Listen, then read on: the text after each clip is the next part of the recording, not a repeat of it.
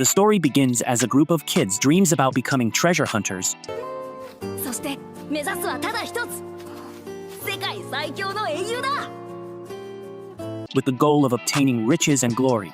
Everyone is in total agreement, including the kid that's just like a cardboard box. And they vowed to become the best heroes in the world. Treasure hunters travel the world to explore ruins called treasure vaults, so they can collect the relics hidden inside. They risk their lives fighting monsters called phantoms, but in return they can obtain vast riches and glory. A very highly regarded clan is holding interviews for potential new members, and our protagonist named Kruai waits in line. There is a limit to how far a solo hunter can go, so it's vital to join a party if they have their sights on a high goal. Some girl named Ruta introduces herself to Kruai because he's the only one around that doesn't look like a creep, but Kruai awkwardly doesn't shake her hand. よろしく。僕はKurai Andolihy. Ruta wants to join a party because she has been having a hard time with a certain treasure vault, but some guy mocks her for trying to do so while only being level 3. Ruta is insulted when he calls her an amateur, but the guy points out that she's too low of a level to join the renowned First Steps clan. He recommends that she just run to her mommy, so Ruta challenges him to a fight. The argument is broken up, and Kruai is glad that the commotion is over. Inside, Ruta is overwhelmed by all the hunters that are trying to join the First Steps clan, and she is shocked to hear that this is Kruai's 5th time being at one of these interviews. Skill is everything for hunters. Those with talent can instantly make a name for themselves and climb the ranks. Those without talent, however, can only cling to the few chances that they get. The First Steps clan consists of several parties, and the Arc Brave party is the strongest. At this interview, they even managed to complete a level 7 treasure vault with just 6 of their members. Their leader is Arc Rodin, and if he accepts a hunter, then they are guaranteed to be successful. However, as far as Kruai knows, the Arc Brave has never accepted a new member through one of these interviews. Their tables surrounded by a ton of interviewees. Ruta wonders why another party only has one single empty chair. And the big guy named Greg comes out of nowhere and explains at that table that he belongs to the party that originally founded First Step. They are called the Grievers, and they came to the capital years ago with their overabundant talent. They made a name for themselves as one of the top parties in the capital. Their full name is the Grieving Souls, and they're actually the party of Kruai's childhood friends. This is the first time that the Grievers are accepting new members, and it's the entire reason so many people came out to the event. There is no one at the table, so it seems like this might have just been a false rumor. One red-headed kid makes his presence known by saying that he has no time for losers, and he demands to know where the Grievers are. He boasts about already being level 4, and he was planning to allow the capital's strongest party to recruit him. Some girl named Tino is stopped from showing up in this kid's place, but Tino plans to make it quick just like her sister would do. She wants to teach him a lesson because she deserves to be in Grieving Souls before this kid. But she is reminded that the clan master told her not to make a scene. It's too late, as everyone antagonizes them and they make room for a fight. Tino is eager to get going, but Kruai is worried about something, and he tells Ruta to come outside with him. The redhead wants to do some trash talking, but Tino plans to hear what he has to say after she chops his head that off, because, again, that's what her sister would do. As Kruai makes his escape, he thinks about how he never should have come today.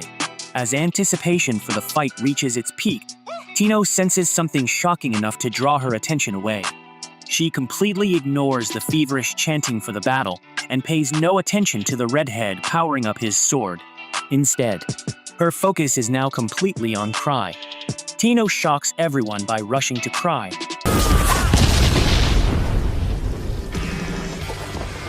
But what's even more strange is that she calls him Master.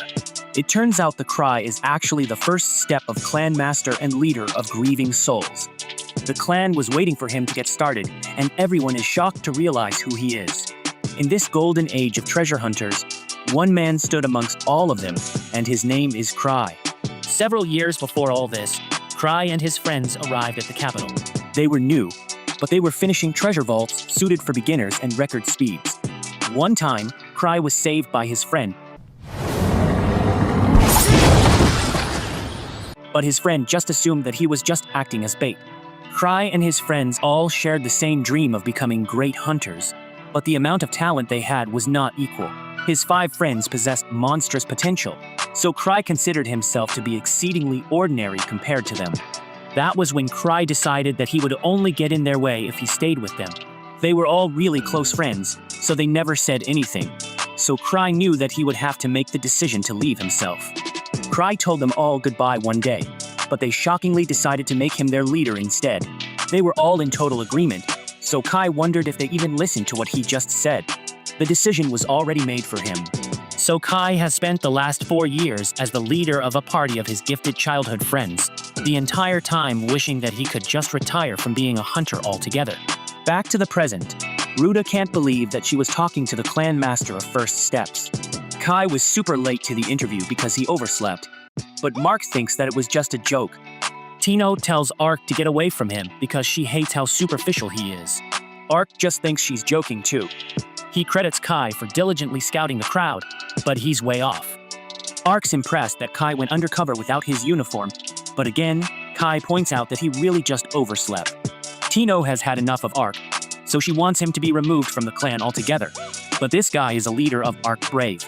Tino was a solo hunter affiliated with First Steps, and she's an apprentice to Kai's childhood friend named Liz. Kai says that there's no room for new members in the Grieving Souls, but he gets an idea, and he wonders if Ark Brave would take in a new member if he recommended them. Ark trusts Kruai with all his heart, so he says that he would. This shocks everyone in the room because Ark Brave rarely ever accepts anyone. Bart says that one person wouldn't hurt. Kruai is glad that Ark is such a generous guy, but one of their members is furious about having someone forced onto their team. Tino assumes that she's the one he will be recommending, so she is really grateful. She is distracted when the mullet head from earlier wants his revenge, but Kruai says to leave him be. The kid introduces himself as Gilbert, and Kruai is surprised to hear that he isn't in a party, even though he's level 4. Kruai can tell that this kid won't be an asset immediately, but he will become something special once he gets training from Ark and the others. Kruai, however, is really bad at judging people, so whoever he picks to join Ark will be totally based on luck. Kruai then shocks everyone when he chooses to recommend Gilbert, but only on one condition. He explains that the most important thing for a hunter is to not lose, because being weak only puts their party in danger. Because of this, he needs Gilbert to show that he's not going to lose. Kruai gives Gilbert a fair warning though, because he has never lost a single time since becoming a hunter. Everyone is amazed by Kruai's confidence, but Kruai knows that this fact is only true because he has actually never been in a proper fight before. Kruai doesn't plan to fight directly this time either.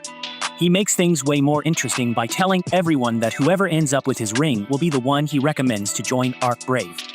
Kruai starts off the madness by giving the ring to Gilbert, so Tino instantly kicks the mullet head right in his face.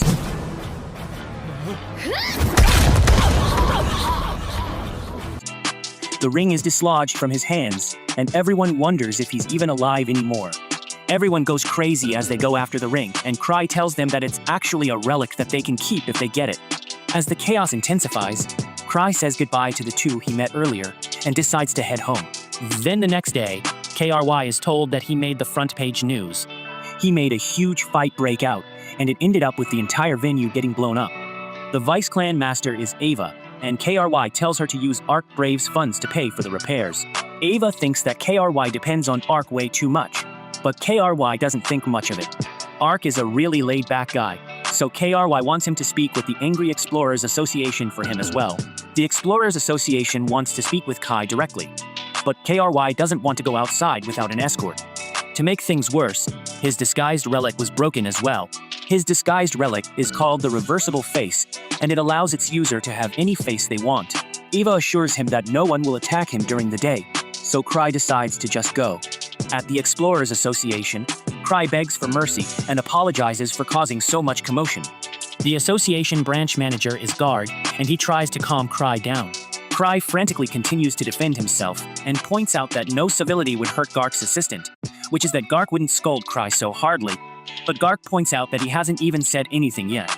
Gark explains that while no one has formally complained about the incident, clans like First Steps still need to set an example for the other hunters. He can't just let Kruai go unpunished. The Explorers Association gets tons of jobs, and some of them hardly pay any money. The other problem they have is that some jobs are so incredibly difficult that nobody will do them. The hunters call these types of jobs chores. Kark plans to punish Kruai with one of these chores, and he gets upset when Kruai seems like he's going to reject it. Kruai clears things up by accepting the punishment, but he points out that what he did this time wasn't actually that bad. Kruai looks through the book of chores, and he plans to pick an easy one that he would just pass on to Ark anyway. Kruai finds the perfect level 3 chore, and he calls it corpse retrieval duty. The girl points out that it's actually a rescue mission, and she wishes that he wouldn't joke about the hunters not surviving. After he leaves, Garka is impressed with Kruai for actually choosing the most dangerous mission. When he returns to his clan house, Kruai is shocked to hear that everyone else in the clan is out doing something.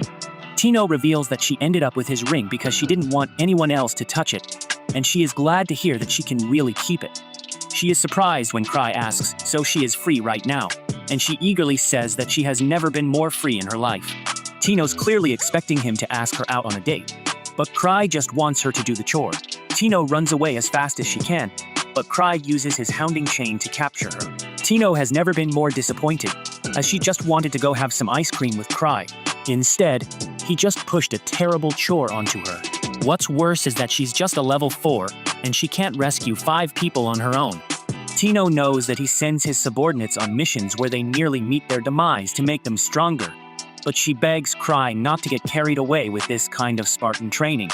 Kai agrees that she shouldn't go alone. Tino assumes that this means he will be going with her, but she is disappointed to find that he just teamed her up with the hunters he met earlier. 6 years earlier, Kruai and his friends arrived at the Explorers Association. It's the treasure hunters' headquarters, but Kruai was hesitant to enter. Everyone reminded him that it was his idea to aim for the capital, but Kruai feared that he would hold everyone back because of how useless he was. Luke had enough of all this overthinking, and he just barged into the association and declared that he is the greatest swordsman in the world. He demanded to know who was the strongest fighter there, and he challenged them for the title. Pink-haired Liz didn't want him taking all the glory, so she introduced herself as the greatest thief in the world. Kruai just wanted to get the registration over with, but his friends went around making declarations. Luke told someone that the truly strong don't need to rely on a weapon, and he said that these are really the words of Kruai, their team leader. Kruai was told that they would have to register with their party's name and crest, but they never thought about those things. The clerk said that it was really important, so they should take their time deciding, but Kruai had a different idea. Kruai wanted to get revenge for his friends, making him their leader, and he chose a name that he was sure would make everyone think that they were weak.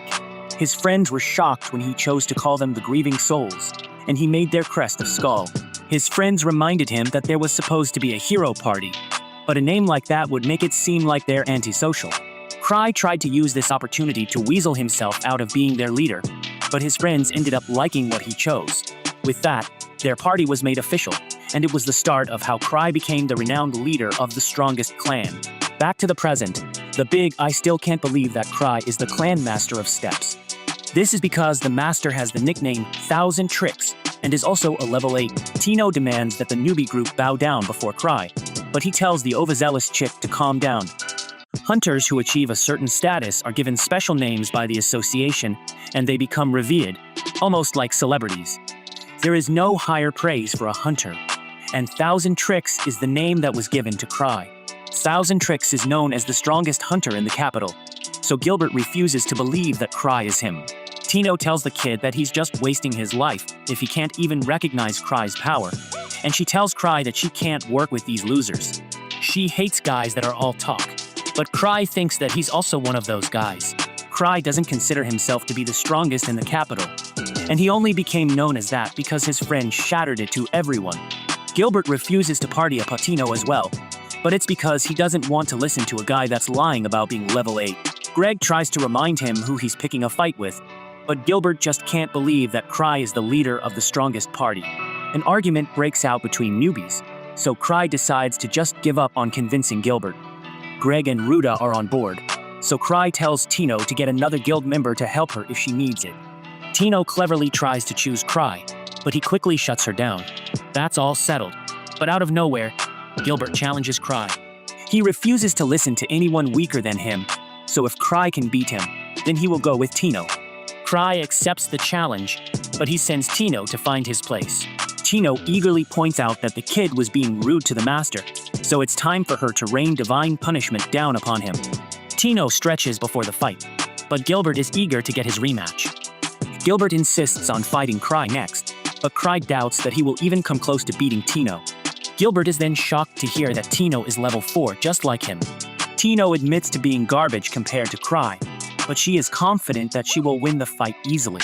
Tino even decides to hold back so she doesn't kill Gilbert by accident. The other rookies are kind of worried about Tino though, because Steve starts so great at head-to-head combat. Kruai, on the other hand, knows better. Tino has plenty of experience fighting humans, and she achieved level 8 solo, so she is likely way better than Gilbert. Kruai is slightly concerned about Gilbert's relic. It's called the Purgatorial Sword, and it might be able to tip the scales in Gilbert's favor. Just then, Gilbert shocks everyone as he throws his powerful sword aside. He refuses to let anyone underestimate him, and he declares that he doesn't need a weapon to defeat an unarmed female. A swordsman throwing his sword away seems pretty stupid to Kruai, but at least now the fight can come down to sheer ability.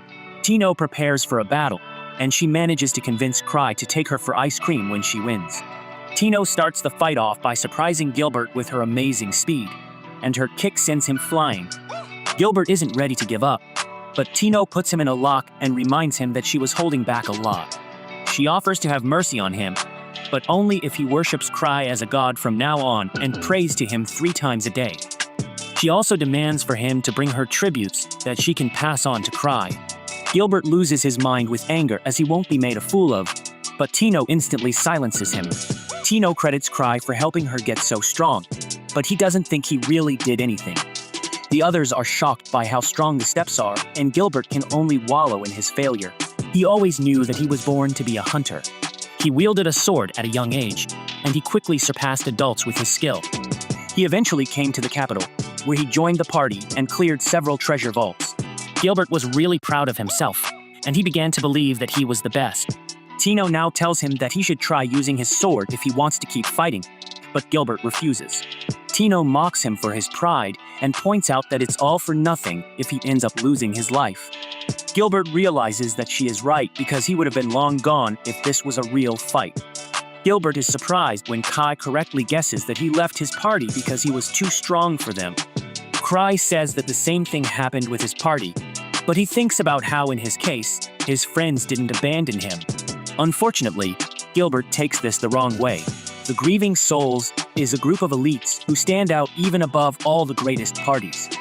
So Gilbert is shocked because he thinks that Kruai has been showing mercy to his teammates by staying with them, even though he is far stronger than them. Kruai shocks Gilbert when he touches his sword, activating its power, and Kruai is able to tell what it does. It causes elemental damage, and it gives improved attack range. Gilbert can't believe his eyes because he has never seen anyone handle the Purgatorial Sword so easily. That isn't all, as Kruai has created a flame that even he has never been able to achieve. Kruai did all this without even touching the hilt of the sword. Gilbert's frustration builds as his ego is destroyed, and he calls Kruai a monster. We then learned that monomaterial is said to be the core substance of this world, and treasure vaults are a phenomenon where monomaterial is condensed. This creates alternate worlds inside the vaults based on memories extracted from the core of the world. The White Wolf's Den is one of these vaults, and it's the one Tina was going to. It was inhabited by silver moon wolves, but this monster was eradicated due to uncontrolled hunting of its fur. The vault eventually appeared, and so a blood-soaked wolf phantom. Kruai is glad that he didn't go himself, but he is sure that Tino and the others will be fine. It's only a level 3 vault, and there are 4 in her party. Later, Kruai thanks Ava for telling him about Gilbert leaving his old party because it really allowed him to surprise the kid. Ava heard about Kruai's antics earlier, and he explained that the sword was a type of relic that he could control easily. Kruai really loves relics because their infinite variety of shapes and uses make them fun to collect. Also, they allow someone like him to create miracles. Kruai wonders if he could buy the Purgatorial Sword from Gilbert, but Ava hates his reckless spending. She thinks that Kruai has plenty of relics like it already, but Kruai points out that they are all vastly different. They might look similar, but they have their own personalities and they do different things. Kruai is seriously addicted to collecting them, and Ava has heard that he has been taking out loans to buy them despite the grievers raking in tons of cash. Kruai is a serious delinquent, and he has borrowed a considerable amount of money. The Griever's profits are split evenly amongst its members, regardless of contribution, so even Kruai, who doesn't do anything, gets loads of money. The relic addict goes to get his precious relics charged, and he is told about a rumor saying that a phantom has appeared on a nearby road. It destroyed an entire guarded caravan, along with 3 level 3 guards. This means that it must be pretty strong. So the Knights of the Third Order are recruiting for an extermination party. Kruai is shocked to learn that it happened by the White Wolf's den, and the vault is now crawling with wolves. Kruai convinces himself that it's only a rumor, and even if it isn't, Tino was strong enough to handle anything. Of course, the rumor continues because the monsters inside the wolf's den are apparently getting stronger. The association is even talking about changing its level. Kruai continues to brush it off, but the rumor also says that a level 5 party has gone missing in the area. This shocks Kruai, so he checks the fact sheet for the chore he chose. It does indeed reveal that the party in need of rescue is level 5, and Kruai regrets never actually reading the sheet. The pair he is talking to is shocked to hear that Christ sent to level 4 Tino to a vault where level 5s have gone missing. But Kruai says that it will be good practice for her. Kruai tries to assure them more by saying that he sent 3 adventurers with her, but they are horrified that he sent her with a makeshift group. They always thought that the horrifying rumors about the trials Kruai put his members through were not true, but it's clear now that the tests he does are what make the Grievers the top party. Kruai begins to panic about sending the group to their demise, but he again convinces himself that they will be okay. Gilbert is pretty strong, and he also has a powerful relic. Unfortunately, Kruai remembers that he used up all the sword's power, and he can only wonder if Gilbert charged before leaving. We then watch as the group approaches the White Wolf's den. They begin to sense how dangerous the mission is, and Tino explains that she even wrote her will before leaving. Ruda determines that Kruai knew that there was something going on in the den, which is why he sent them. Tino believes this as well, as she is certain that their party's composition isn't random. She says that Kruai planned every tiny detail, but the guys refuse to believe it because they all just met the day before. Also, Gilbert only came along because he decided to. Just then, Gilbert remembers that Kruai even knew why he left his old party, and he realizes that Kruai was just manipulating the situation from the very beginning. Tino adds to Kruai's legend by explaining that he has vast knowledge of all the adventures in the capital, and it's a child's play for him to read their actions and thoughts. Ruda finds it hard to believe, but Greg points out that Kruai even calculated what would happen at the interview. Every single thing that has happened has been planned. Tino tells them all not to worry though, because no matter what happens, it's all according to Kruai's calculations. She is sure that he would never send them on an impossible mission. Unfortunately for these dummies, they are way off, as Kruai has done exactly that. He hopes that the group will eventually just give up when the mission becomes too hard, but he knows that Tino won't quit easily. No one will respond for backup at this time of day, so Kruai will have to go himself. Back with the group, they are terrified when they encounter a powerful phantom. This is clearly no regular wolf, as it has armor and even a sword. Tino thinks this is just another legendary test that Kruai is putting her through. But Kruai is desperately searching for relics to help him stop the group from going to the vault. He tries to get as many as he can, but a save captures his attention. Ava wonders what he's doing, so Kruai just tells her that he's just going for a little stroll. Ava can tell that he's worried about the group, but she is shocked to see that he's even taking something called sea tree slime. Kruai denies even having this item because it would violate Imperial law. However, Kruai thinks about how all the relics that he could use for offense are out of mana, so he needs to take it as a last resort. Ava wonders if you should take someone with him, but Kruai's traveling relic only works on one person. Kruai activates the relic and takes off into the sky. This concerns Ava because it's the relic from the horrifying human missile incident. It's called the Night Hiker, but it's incredibly dangerous. It has zero safety, no brakes, and it can't hover or steer. It's basically defective. A short look into the past shows 1 week after the Grieving Souls was created, the Redhead's ultimate divine sword, called the Testament Blade, had been broken, and he couldn't believe it. The others pointed out that it's pretty much just a wooden sword, and it didn't stand a chance against the Cyclops they just fought. Some old drunk adventurer assumes that they are lying and mocks them for running away from the beast. The girls in Grieving Souls show him the eye of the Cyclops, and the drunk guy nearly wets himself from fear. Back to the present, Tino's group finishes up wrecking the wolf monster. Such a powerful monster should not have appeared here, and they were lucky because there was only one of them. The others wonder why Gilbert didn't use his flames, so he explains that it's out of mana. Gilbert realizes that it's because Kruai used it all up, and he reveals that he can't charge it himself. The others think they should just retreat because the people they're supposed to be rescuing are probably already dead anyway, but Tino refuses. She explains that they're not here to collect the dead, and those people are still alive. Tino declares that the Master's decision-making is infallible, and depleting the mana of the Purgatorial Sword must be part of his plan. She figures that Kruai just doesn't want them to rely on relics. They eventually arrive at the White Wolf's den, and they find that the wolves are much larger than usual. The den was created for the original wolves that were much smaller, so these big ones are kind of cramped inside. This means that it would be better if they rushed in to fight inside instead of letting the beasts have more room outside. Gilbert plans to go in first, but Tino insults him several times and even calls him a stupid idiot. It's her duty to keep everyone alive, and rushing in is the dumbest thing she has ever heard. Kruai is obviously testing to see how she performs as a leader, so she must keep everyone alive. Tino decides that the girls will draw the monsters forward since they are more nimble and the guys can take out the back line. As the leader, Peter refuses to let anyone sacrifice themselves as a shield. Meanwhile, we find Kruai flying through the air.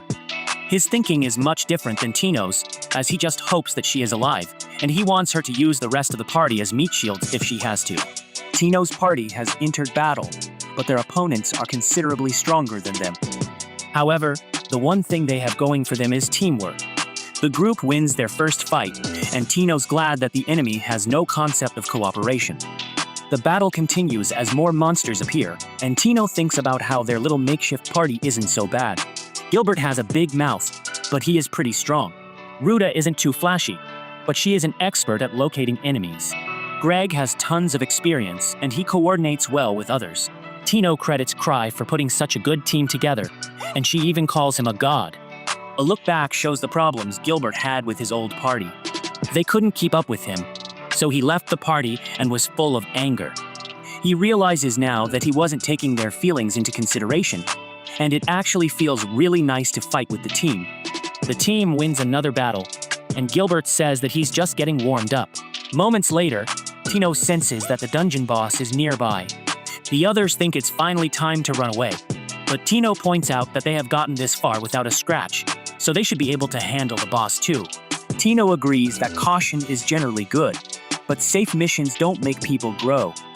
Greg thinks about how when a hunter reaches level 4, they can make a comfortable living just by completing treasure vaults below their level. Greg did this and always just ran away when a mission got too difficult. He has seen countless friends die in battle, so it has made him fearful. Tino can tell that he approached first steps because he wanted to change this about himself. And it's probably why Kruai put Greg in this party. She predicts that Kruai didn't just put them together randomly, and he actually wanted to save all these losers. She declares that Kai doesn't just do things without a good reason, and everything is going according to his perfect plan. Ruta is now a believer, so she wants to know what Kai's reason for picking her was. But Tino assumes that he just picked her because of her very large plot points up in this guy. Kai fears that he's too late to stop Tino from entering the vault. He panics because this flying relic is way too out of control, and he curses the person who made it. It's so crazy and out of control that it sends Kruai flying straight into the vault.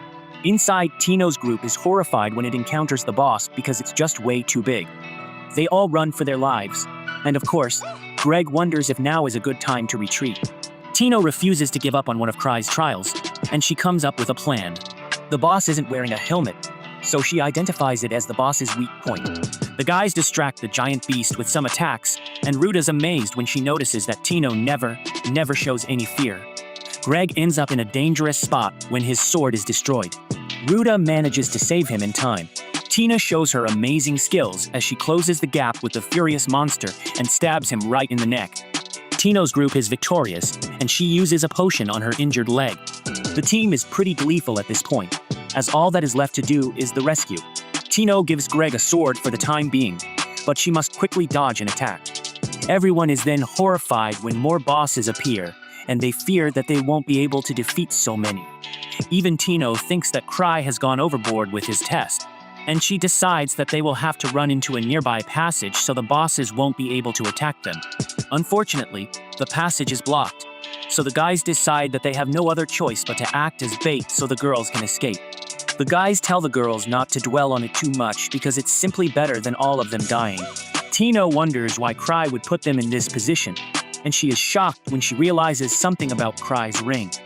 She reminds the others that they will not be sacrificing anyone, and they just need to aim for the boss's eyes. She once again sends everyone to distract one of the beasts, and Ruda manages to make it close its eye. Tino then has a memory of one Kruai shoulder and how to use the relic she won from him. She uses this relic on the boss, and it absolutely binds it. The others send Gilbert in to deal the finishing blow, but Tino can tell that something is wrong. It's too late, however, as Gilbert gets struck by the monster, and he apologizes for failing. Tino takes the blame for not being a better leader, and she concedes that they're done for as the four bosses approach them just and out of nowhere. Everyone is shocked when Kruai crashes into the vault. Kruai says hello to Tino, and Greg notices that the monsters seem to be scared of Kruai for some reason. The monsters try attacking Kruai, but his shield protects him, and the monsters are shocked. Kruai pities the beast as he explains that he has 17 lives, and he uses one of his relics for an attack. This attack is incredibly powerful as it lights up the entire cave, and Greg is shocked to see what a level 8 looks like. Kruai wonders why there are so many terrifying-looking monsters here, because this is supposed to be a level 3 vault. The rest of the group is shocked to see that the boss monsters survived Kruai's attack. But Carr knew that that would be the case because shooting rings are not that powerful. The rest of the team panics as the other bosses close in on Kruai because they have swords and guns for weapons. Kruai, on the other hand, isn't too worried as he thinks about how he brought 17 safety rings with him. All the bosses prepare to attack at once, so Kruai determines he has no other choice and he will have to use his secret weapon. The monsters are horrified when he takes his necklace off and drinks something from the vial. Kruai uses the vial to create a smokescreen, and he tells the others to run for their lives. They are moving pretty slowly, so Gilbert assured that they would be caught. Ruda reminds him that Tino was injured, so that is why Kruai is purposely moving slowly behind them. This isn't the case, however, as Kruai is actually just a really slow runner. Tino also thinks he's doing it on purpose to protect her, and she thinks about the first time they met. Tino was being bothered by some thugs, but the grieving souls appeared to save her. Tino wanted to join the grievers ever since then, and that is when she began her admiration for Kruai. Everyone thanks Kruai for coming to the rescue, and they credit Tino for keeping them alive for so long.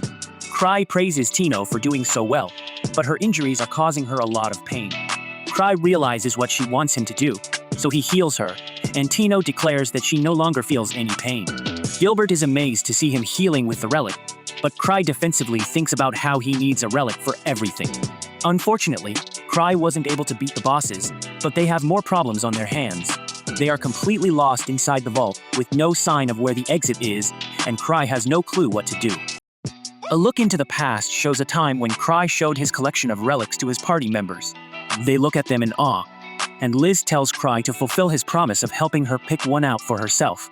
Luke says that it's not fair, and they all start trying all sorts of different relics in front of them. C-Tree asks Kruai about a small bag, and he says that it's a magic bag that can hold an infinite amount of items. C-Tree says that it must have cost a fortune to get a bag like this, but Kruai reveals that it was actually pretty cheap because it can only hold chocolates. Liz then shows Kruai a bracelet she picked up and asks him about it. But before he can say anything, she feels wobbly and falls on the floor. She tries to get back up, but the bracelet makes her fall down again, and Kruai explains that it's a labyrinth ring, which causes the wearer to lose all sense of balance. Just then, Luke picks up a sword and says that it's really cool, but Kruai says that it's a curse sword, and it makes Luke go crazy. Kruai praises Luke by saying that normally this sword makes people lose their mind, but Luke is acting just like he always does because he doesn't have a mind to lose. With this, they find out that all these relics are just a bunch of trash, but because they all think of Kruai as this cool leader, Luke and Liz pick up their relics as training items. Back to the present, everyone feels relieved to have Kruai with them, and they start following him. While making their way through the cave, Kruai wonders why they're all making him lead the way because it's his first time there, and he doesn't know where he's going. He turns around to ask Tino to switch with him, but as he looks back, everyone else starts looking back as well because they think that Kruai must have noticed something suspicious. After that, they continue walking forward and Kruai wonders if Tino is mad at him and if you should get on the ground and apologize. However, Gilbert speaks up and asks him if they're going to the exit. Kruai thinks about how he wants to go to the exit as well, but he doesn't know the way. Before he can reply, Tino says that she has a vague idea of the cave's layout from the map they saw before walking inside the cave, and according to them, there's no way that this path leads to the exit. The clueless girl thinks that Kruai must be testing them and says that if they want to find the exit, they would have to walk back to the boss room. Kruai wonders if those giant white wolves were the bosses, and he realizes that that must have been why they were so strong. They continue walking forward, and Kruai thinks that it's about time. He makes a turn to go back, but everyone becomes shocked, and they wonder how Kruai knew about their location, and they rush forward. Kruai wonders what they are talking about, and walks back to see that they found the party they needed to search for in the rescue mission, and they help them with their wounds. Their leader introduces himself as Rudolph and thanks heroes for rescuing them. Tino says that he should thank their master Kruai, because he's the one who predicted all this and led him there. However, Kruai says that it was all just a coincidence, which makes everyone say that he's just really humble. Ruda says that she replanted their mana with potions, but they will still need something to eat if they want to recover their health. Kruai pulls out some of his handy chocolate bars and gives them to everyone. He also offers a special bar to Tino and tells her to suck on his dark chocolate stick, which makes her think that he's a divine being. After that, Greg says that he didn't think that a party of level 5 treasure hunters would be done in by those half-masked wolves. Rudolph says that those wolf knights weren't the problem because they were defeated by a single small phantom with a full-boned face. He calls it the embodiment of grudge, which makes everyone except Kruai really surprised. In the meantime, we see the mass phantom walk up to the pack of wolf knights from earlier. It unleashes its power to make them howl with purple flames and glow surrounding them. Rudolph continues his story by saying that the phantom must be the curse of the Silver Moon and was born out of the grudge of monsters that were slain in the treasure vault. He says that they are confident in their skills, but that monster was just on another level. It was especially disrespectful because the monster just soloed them. Rudolph says that the phantom might even be at the level of the legendary Thousand Swords, and this shocks everyone. Kruai explains that the Thousand Swords is the title of the strongest swordsman in the Imperial capital, who mastered all forms of swordsmanship and is said to be able to cut down any enemy with just a wooden sword. Kruai thinks about how the Thousand Swords is actually one of his childhood friends and a party member of Greaves named Luke. Kruai believes that the Phantom of Grudges is pretty strong, but saying that it's on Luke's level is just an exaggeration because if that were true, Luke would have already slain it. But it might still be too difficult for Tino. Rudolph says that the first time they encountered the Phantom, it just played with them like toys, and the next time they won't survive for sure. Ruda asked Kruai about their next move, and he says that before they face the Phantom, they need to look for a way out of the cave. However, Tino is their leader for this mission, so they should follow her lead. Tino says that she's nothing but dust compared to him, but Kruai says that he will help her if needed, while thinking to himself that it's just too scary to lead the way. This gives Tino a lot of confidence, and she says that she can now run fine because her leg is healed. However, Kruai reminds her that they have injured members, so they should be mindful of them. In reality though, Kruai knows that they just can't keep up with her speed if she starts running for real. Rudolph says that if they encounter the Phantom, he will act as a human shield, and he begs the others to escort his friends to the capital, if that happens. However, one of his party members stops him and says that he will act as a human shield instead. Tino declares that she has no intention of leaving anyone behind, and as long as their master is with them, they will be all right. Just then they hear the wolves howling in the distance and wonder if they're getting closer. Kruai checks his rings and notices that he only has 5 safety rings left, which means he would go down for real if he gets hit a 6th time. His shot ring doesn't seem to be working either, and he lost tea tree slime as well. Besides that, he dropped the relic sword that he attached to his waist on the way here, and he wonders if he's actually screwed this time. Meanwhile, we see a masked figure walking through the mist in the cave, while Gilbert and Greg stay on the lookout for attacks from the wolves and the Phantom. Jess and Tino notice something strong coming their way, and Rudolph prepares to attack as well, but Christ stands in front of them. He thinks that if he uses Night Hacker to launch himself like a missile, he will lose 1 life, but it might help them take out the Phantom with a surprise attack. The phantom reveals itself from the mist with purple flames behind it. Its sight makes Ruda and Gilbert really scared, and Tina looks from behind to Krai's back as well. But then she notices the masked figure from earlier, and it makes her freak out really bad. She holds on to Krai's cape and begs him to help her. She says that she will be a good girl who will do her best, and asks Kruai to save her this once just, and Kruai wonders why some masked girl is there as well. The phantom looks back to see who was there, and the masked girl vanishes and kicks the living daylight. It's out of the phantom.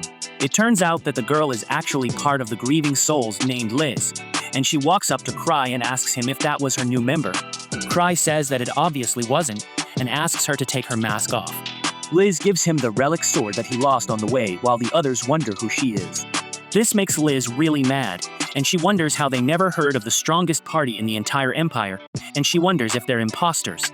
Liz was really sad because when she went to the capital to find Kruai, she was told that he was at this cave.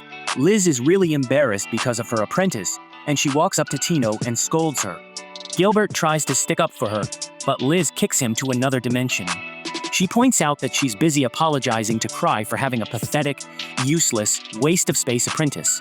She then gets back to scolding Tino and makes her feel bad for being born in this world. But Kruai defends her by saying that she did her mission and was a decent leader as well. This makes Liz calm down a bit, and she tells Tino that she's talented after all. However, she lacks motivation and the will to die for her goals. Jesta and the Phantom get up and summon one of the Wolf Knights with a Gatling gun, scaring everyone. The wolf shoots them with a bunch of bullets, but Liz sighs and says that because of Tino, everyone thinks that she's weak as well. Liz then uses her insane speed to catch all the bullets and stacks them on the ground around her in a pattern. Everyone is really amazed by this, and Liz says that such old weapons mean nothing to her and are no big deal. She walks right up to the Wolf Knight and says that armor, not these, are mere XP mobs, and they can be slain in whatever way you want. She then blows the monster up with one attack. After that, the Phantom attacks her with its sword, but Liz catches it in her fingers and says that swords are useless as well. She can catch them, break them, and even play around with them. She wonders why Tino can't do all this while kicking the Phantom into the air and then sending it into the ground with a punch.